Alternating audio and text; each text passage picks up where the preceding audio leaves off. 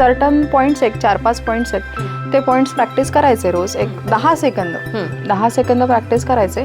आणि तुम्हाला लक्षात येईल की हळूहळू माझा जो सर्दी खोकला होता ना, जो वर्षातनं मला 3 वेळा व्हायचा, तो आता मला एकदाच होतो. बरोबर. पण again it's a matter of regularity. बरोबर. मग आता अगदी साधा सांगायचं गेलं तर टेन्शन, हेडेक, स्ट्रेसमुळे जो असतो असंच होतं बघा. साधारण IT वाल्यांचं आलं की अशा भुवया अशा जवळ असतात आणि असं वाटतं की आता तू माझ्याशी बोलू नकोस बाबा, हा कधी पण आपल्याला मारेल. बरोबर, असेच असतात. तर त्या केसमध्ये हा आपला जो मधला पॉईंट असतो ना, जिथे आपण कुंकू लावतो बायका, तो पॉईंट फक्त थोडा प्रेस करायचा, 5 मिनिटं, 5 second clockwise, 5 second anti clockwise, रोज एवढंच दाबायचं. 5 सेकंड क्लॉकवाईज, 5 सेकंड अँटी, अगदी तुमच्या तर्जनी. हे